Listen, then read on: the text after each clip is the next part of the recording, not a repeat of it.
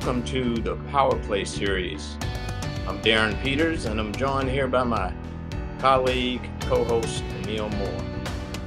Hey, Camille, how you doing? I'm doing good. Super excited for our guest today. Yeah, me too. And so let's just get right into it. Today's guest is a good friend of mine, Antjuan Seawright, who's founder and CEO of Blueprint Strategies. He's also a senior advisor to many, but special senior advisor here to us with the Peter Damon Group. He's a frequent political commentator on several national news platforms and is a proud South Carolina native and political strategist. We've actually worked on some campaigns together. In fact, Antoine, I remember that you gave me a place to stay when I needed it days during one of those campaigns. That's right. So, Antoine, the Power Play series has had several guests, but you're actually the first guest who is also a PDG senior advisor. So we're grateful to have you with us today. We want you to talk to us about hopefully your path to becoming a political strategist, being a first generation college student, Mhm. and everyone. Let's welcome Antjuan Seawright to the Power Play series. Well, first of all, Darren, thank you for having me, and Camille, certainly always good to be with you. Darren, I'm glad you opened this conversation up by saying you're a good friend, because most of the time, people in Washington D.C., when they say you're a good friend, they really don't mean it. But when I talk about Darren Peters, uh, a gentleman from Arkansas, Little Rock, someone who is now an author, businessman, a political in his own right, lobbyist extraordinaire, but most importantly, my friend. And my dad was very few on words and still very few on words, but my dad always says that you measure your friendships by people who defend you and advocate for you in your absence. And Darren, when we met around the 2008 campaign for Hillary Clinton, you didn't know me. I didn't know you. Carol Willis did not know me. I did not know him, but we became family immediately. And I appreciate your friendship. I appreciate your support, and I appreciate all you've done for me over the years. And it's very rare to see that type of authentic friendship last and even grow in Washington D.C. And I appreciate that. Touche, touche. All right, Antoine, let's get right into it. Now, you're as I mentioned earlier, you're a first generation college student. Mhm. So, can you talk to us a little bit about your journey to Winthrop University and how you decided that college was the right path for you? Well, Darren, I always tell people that not only am I a first generation college student, but I'm only a second generation high school graduate. And although my mother and father did not go to anybody's college, they were better than my grandparents because at least they could spell college. So the expectation has always been in our family that the next generation will be better, stronger, wiser, and even more sound than the previous generation. And so I had no choice. For some people, things were an opportunity. For me, it was an obligation to be better. And so I went to college. I had no idea what I wanted to do. I just know that being in my parents' house was not an option. I Mhm. knew that because I'm the youngest of four siblings, there was a pathway that had already been cut for me to continue to cut even greater paths for my nieces and nephews. And so I went off to school with no idea what I wanted to do, how I was going to do it, and why I was going to do it, but I knew I had to do it. And I did. And actually, for me, the best things that have happened in my life professionally have not been the things I pursued, but the things that pursued me. And that's how I got into politics. But then and Camille, I laugh because my political journey actually started when I was in the fifth grade. I ran for vice president of my student council. Had no idea what I was doing, how I was going to do it, and why I was doing it, other than I thought that we needed longer recess and we needed better school lunches. And so I ran for vice president of my student council. I Solid won. platform. I won, and needless to say, I was one of those politicians who made a campaign promise that I couldn't deliver on because we did not get longer recess or better school lunches. Uh, However, it was what I believe to be the start of not just my political journey, but my leadership journey. And as a child, Darren and Camille, my grandmothers, who were not educated, but they were smart, and they would often say to us, either you're going to be at the table or on the menu. In politics, when you're at the tables that we're at, not only are we at the table, but we ultimately get to decide what the menu looks like, not just for our children and our grandchildren, but people who look like us and those who have shared life experiences and those who come from communities that look like ours. And so I took all of that, wrapped it up in a bow, and decided to let my destiny pursue me instead of me pursuing destiny. Wow, Well said. I love that. That's that's great. I wish we knew more about elementary school so we could ask you about that, but let's the follow-up interview. It sounds like you had a lot of fun. Um, but the streets have been talking about this interview, and PDG has heard that you are nice on the basketball court. Could you tell us about your time as a point guard at Swansea High School, and also just how you keep up with your health and fitness as busy as you are? Well, I started playing sports at a very young age. When you grow up in the rural South, in particular South Carolina, your pathway is being a preacher, being a factory worker, or you make an honest attempt to play sports. And so I decided that the other two things were not necessarily in my path. So I decided to try to play sports at a very young age. Oh, I I thought will, you tried preaching a little bit. Huh? well, Just a I, little. I'm what they call a street preacher, and people and what real pastors always say is that I'm gonna be criminally charged for trying to preach the gospel with no license. So I'm one of them street preachers. But I play sports, and believe it or not only did I play at Swansea, I played a year of college basketball at Coker College, Okay. where I started my collegiate journey. And I quickly found out when you're 5 foot nothing, uh, and you know that the NBA is not for you, you have to learn how to make adjustments, as we say in yoga. And so I quickly pursued to doing other things in life because I didn't see the NBA in my future. But what basketball taught me, Camille, has been very applicable to me as a business person and me as a political, uh, I say a political to do person. Mm, It teaches you discipline. It teaches the importance of honing in on your own skill set. It teaches you definitely the role of being the importance of playing a critical role on a team. mhm. It teaches you the importance of competition. It teaches you that your opponent is not necessarily your enemy. And it also teaches you, and this is probably the lesson I learned as I get to be a little bit older at 38, is that all things will not go your way, even if you're the most talented and even if you have a better team. That doesn't necessarily mean you're going to win the game. And Right. then if you add that with the lesson I learned from my mentor and political father, Jim Clyburn, is that when you win, you brag gently, but when you lose, you weep softly. Because there would be a day in which you would have to compete again.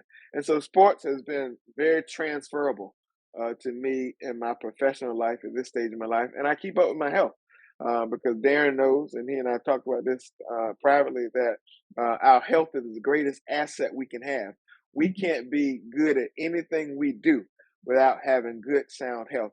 And when you grow up in the South like Darren and I did, and your parents and your grandparents, and you see generations of your family suffer from whether it's diabetes, high blood pressure, cardiovascular diseases, and everything else. You want to make sure that you outlive your parents and your grandparents, and you control the controllables, prioritize the priorities, and focus on the focus. And so I try to exercise a good bit. I certainly practice yoga 4 to 5 times a week. I try to make sure I do heart strength and exercises on the cardio side.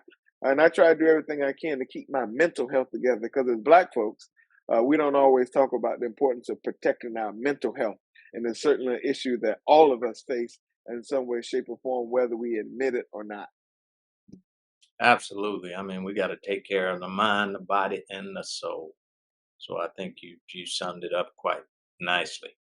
I'm gonna take another shift back into politics because there may be some listening in the listening audience who are new to politics. So explain to us what it means to be a political strategist.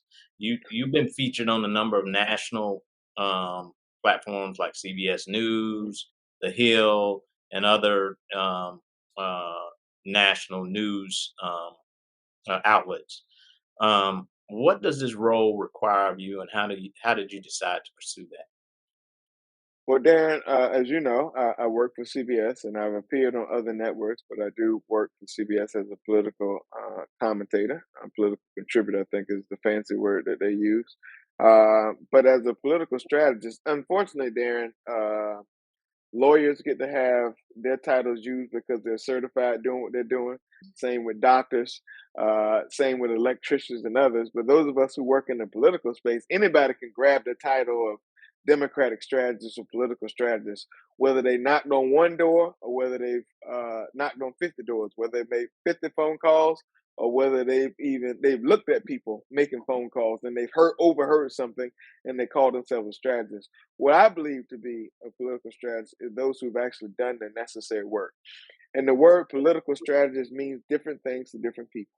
But as me, someone who's been doing political campaigns since roughly 2000, 2004, it means I've earned the right to carry that title. I've worked on campaigns with you, Darren, from presidential on down to dog catcher. So I know what it's like to do the various elements that go into a campaign, whether it's fundraising, whether it's field, whether it's just general outreach and strategy, whether it's engagement, whether it's media placement, whether it's creative. I think we've touched every four corners of the political square when it comes to doing a campaign. And so I think I've personally earned the right to be called that. But in 2023, if you do one element of a political campaign, then someone will oftentimes refer to you as a political strategist. That's okay. But at the end of the day, when the time comes for you to step up and actually answer the call of being a political strategist, I always tell people just make sure that you can answer the call very freely about being able to do what it requires and necessary to not only do a campaign, but perhaps to win a campaign. And I think, Darren, because of that, I've been fortunate to do some of the things you mentioned, appear on networks, write for various publications, be engaged and involved on podcasts and sessions like this, appear on panels and all of that. But at the end of the day, it doesn't mean that I've stopped learning. It doesn't mean that I have not stopped recommitting myself to entry level every single day that I wake up, because every campaign is different. Every political environment is different. Every candidate is different. Every cause is different. And you can't assume that because you won a campaign or because you've been a part of a campaign, that makes you better than the next person, or the expectation is you know everything about campaigns. I find myself believing in the fact that the older I get, the more I appreciate the fact that the less I know. And because I don't know, I tend to surround myself by people who do know, like the Darren Peters of the world, like the Camilles of the world, like the Glenn Rushings of the world, the Derwins of the world, and everybody else who are in our family network called PDG. Yeah. Well, that's fantastic. I know that it is a very dynamic space being a strategist. But you actually recently penned an op ed with The Root, and it actually is on the climate crisis. And that's not something that I've seen you write about previously. It was very scholarly, actually. You have tons of sources in there, tons of studies, lots of personal stories and research within that article. So I would encourage anyone who's curious to go and find that piece and give it a read. But you open it up by saying, when America catches a cold, the Black folks catch pneumonia. And I thought that that really set the tone for the rest of what you write about. Could you talk about your piece? And within it specifically, you talk about opportunities for leadership in the midst of a crisis. So I thought that that could be interesting to tell our viewers about. Well, let's start with that the climate crisis is real. Because there are about 48% of the people, according to polls that I've seen, who do not believe that the climate crisis or climate change is an issue. Let's start with this real. And so people oftentimes ask me, well, Antjuan, what the hell is the climate crisis? What is climate change? So I, in my southern ways there, and I say, well, hell, it rains when it ain't supposed to rain. It's hotter than it's ever been before. Yeah. We've seen storms that not like we've seen before. We've seen these natural occurrences have greater damage that they've never had before. We see wildfires break out. You can take a shower and go outside today in South Carolina, and you will wash down in sweat because we've had some of the hottest days on earth. Yeah. But the reason I wrote that piece, Camille, because there are a large segment of our population who do not understand that when these issues impact some communities, they have greater and even more severe impact on communities that look like ours.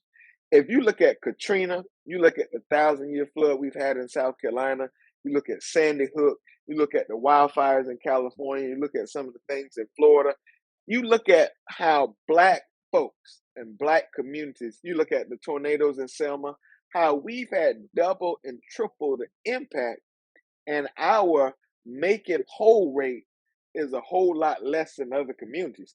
There are still people who have not been made whole from Hurricane Katrina. And if we're very honest with ourselves, Darren and Camille, there will be a lot of communities who will never be made whole from some of these storms we face. When you start talking about the climate crisis and climate change, and you talk about historic heat that we're facing in this country, I had a lady stop me just on the 4th of July in the post office and tell me that her air conditioner went out because it was not prepared for the kind of heat we faced. And because she's had to jack the temperature down in order to keep her household cool, it went out and she did not have the money to replace her air conditioner. That's the impact that it has on climate change, that climate change has in our community. When you see those tornadoes that happen in Selma, Alabama, historic Selma, Alabama, I was down there for the anniversary on Selma and the march across the bridge, and I rode through those communities. My uncle is the AME bishop down there. Some of those communities, the roof was taken off of those homes. The insurance policies will never be able to support making those people's lives whole again. So when we talk about these issues, whether it's climate, environmental issues, infrastructure, when you talk about air quality, when you talk about healthcare, when you talk about education, those things have double the impact and sometimes triple the impact on our community. All you have to do is look at what happened during the pandemic, during COVID-19.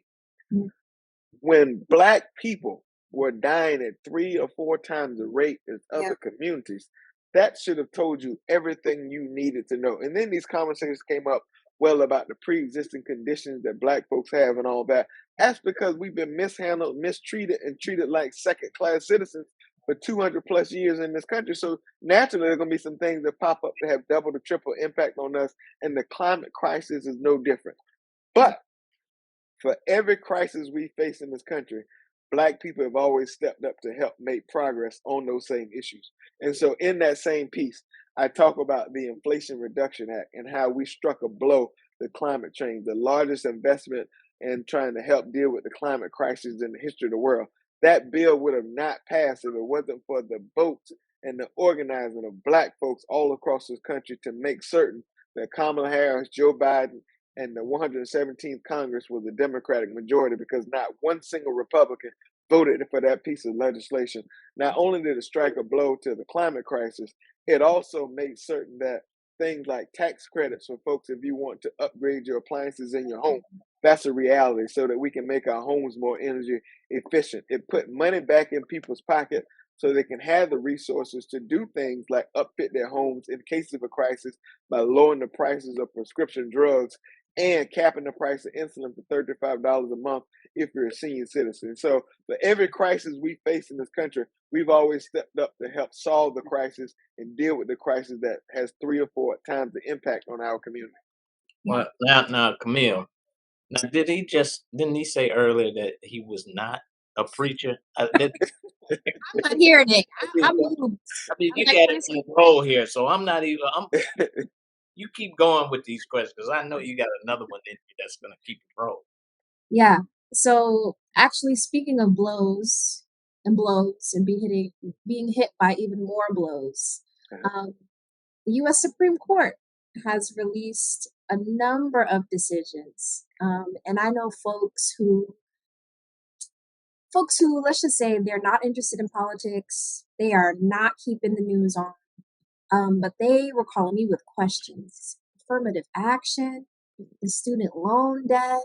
Like there were so many things that this particular court has decided is now the law of the land. So between affirmative action being struck down, between debt relief, where Black graduates owe double Hmm. what their white counterparts do on average. Also, striking down the racially gerrymandered congressional maps in Louisiana and Alabama. Um, how do you think these decisions will affect and possibly motivate folks to participate in our 2024 elections? You know, you mentioned the Inflation Reduction Act. We had more people participate in that election than ever in history. You know, we had the largest amount of Black Hmm. people show up. And so those are particular wins, but we're also in the midst of several blows as well. So would love your commentary on those. Well, for every layer of step of progress we've ever made in this country, there's always been a blow of backlash historically, always in the history of this country. And I think the backlash we see from this right wing activist court is a direct result of the 2016 election. Darren was on that plane almost every day with Secretary Clinton all over this country to help save this country. And I oftentimes said on air that this is the most consequential presidential election of my lifetime. And I didn't say that because we had the most qualified person ever running for office, against the most unqualified person to ever think about the office. I said that because I knew that the consequences of that election were going to have impact for the rest of my life. Because we knew that whoever was going to have their hand on the power switch was going to appoint at least one person to the nation's highest court. We also knew that Supreme Court or any court appointment is not about the term of the office, but Mm. therefore a lifetime. And we know the right wing extremism that came with Donald Trump. So we knew how that was going to shake out. And so we went all around this country to try help save this country. And President Trump appointed not one, not two, but three people to our nation's highest court. He loaded up the lower courts in this country with some judicial nominees who never even appeared at a trial, but they were nominated, approved by Mitch McConnell's Senate, and now they're serving for the rest of their life. That's why we said the 2016 election was the most consequential. And so what you've seen with this right-wing activist court is a direct result also of why we must participate in every election as Black folks in particular, but also why we must vote our interest. Because Darren probably remembers this very vividly, like I do. There were a lot of people who was talking about her emails. There were a lot of people who were saying, well, I don't know, there's something about her that I can't trust. There were a lot of people who bought into the Russian disinformation and the white nationalist misinformation. In the South, we call that lies, that was piddling around the internet about Secretary Clinton. And so because of that, in several states, there were a lot of people who voted third party. There were a lot of people who sit it out. There were a lot of people in our party who did not campaign the way they should have in a very unified way for Secretary Clinton. So the coalition and the constituencies we needed to win that election did not gel together the way we needed to. So Donald Trump and white supremacists and white nationalism won the day. And so what you've seen from this right-wing activist court is you've seen them roll back decades of precedent to appease and please a few residents in this country. And for the folks who are doing toe touches and waving their pom poms about these Supreme Court decisions, I remind them that they're very fluent and privileged, because if you've never had a Supreme Court to determine whether you have the rights as someone else in this country, then you do have privilege. And so whether it's reproductive freedom, and a court deciding that a woman should not have say so on her healthcare decision, and those decisions remain between her and her doctor, that was a blow, that was backlash. Whether it's the fact of the student loan debt crisis that we face in this country, and we know that Supreme Court decision impacts 1 in 5 Black borrowers in this country, that was backlash. Whether it's affirmative action decision that was made, that was backlash. Whether it was a decision that was made around the LGBTQ plus, that was backlash. And so, unfortunately, we can't do anything about this right wing activist court. But the one thing we can control, Darren and Camille, is how we do elections going forward. Mm. And I'll say this to you all, and I'll say it for the rest of my life. In every election going forward, Black folks are casting a survival vote. Because usually what happens is the people who are impacted the most are the ones who participate the least in elections. And if you look at who these Supreme Court decisions impact the most, it's us.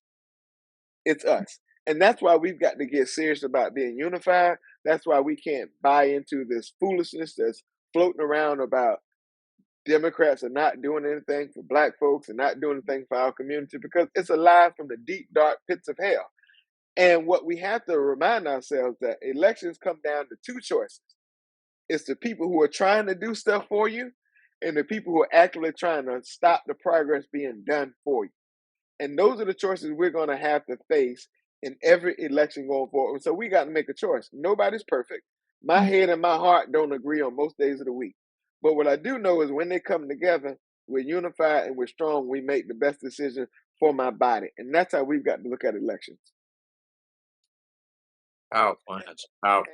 And Darren, let me also say what I think this right-wing activist court and what I think Republicans underestimated is that there have been three groups of people historically who've always led every major movement in this country. It's been young folks, it's been women, and it's been Black folks.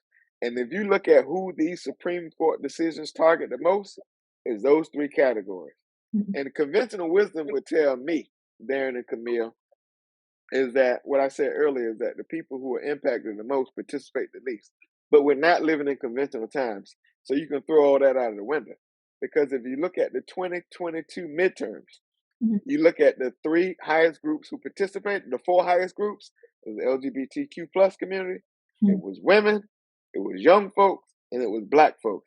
And Darren, you know this from being a seasoned veteran political strategist. Elections are about coalitions and constituencies.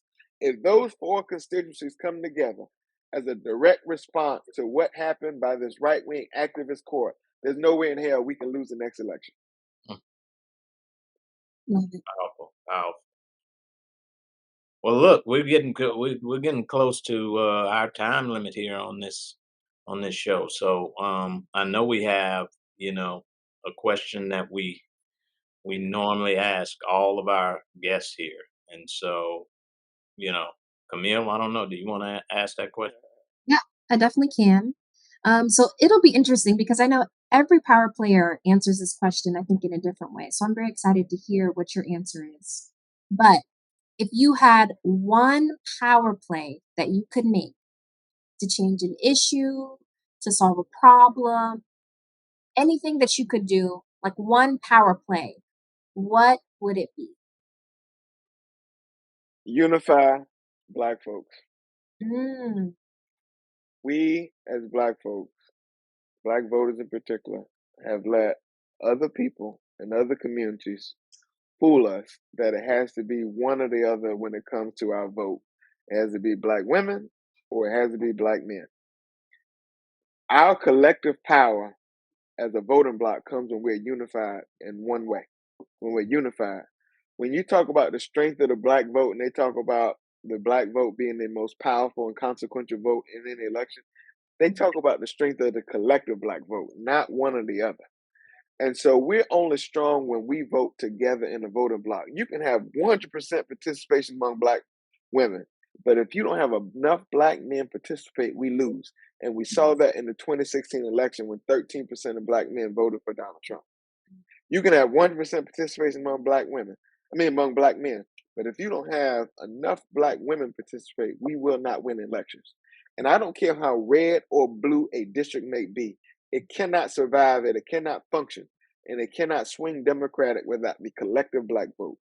And so if I had one wish, it would be to unify our community around political engagement and voter participation, because they are working overtime with trying to suffocate and silence our votes, because they figured out that if they suffocate and silence our votes, then everything else will ultimately fall in place, because losers don't legislate and you cannot govern if you do not win. And so I'm going to spend the rest of my career however long I'm blessed to do this work, trying to make certain that we're not hoodwinked, that we're not divided, we're not fooled, we're not bullshitted about the power of our vote, and we don't let other people come to split our vote in half, because we will walk in very dangerous historical territory if we let that happen. Well, there you have it. I mean, I think Antjuan has spoken. Uh, Antjuan, we definitely want to make sure that our audience is able to keep up with you. So, can you also let us know where our viewers can find you on social media? Well, certainly I'm on the traditional measures for a young old man like me: Facebook, Twitter, and Instagram. But I'm proud to say that I am now threaded, and I've joined Thread uh, recently. And my hashtag, or my you can find me at Antjuan Seawright. Thank you, Antjuan. So we want to once again thank you for being our guest here and stopping by the Power Play discussion series. And of course, we want to also wish you continued success.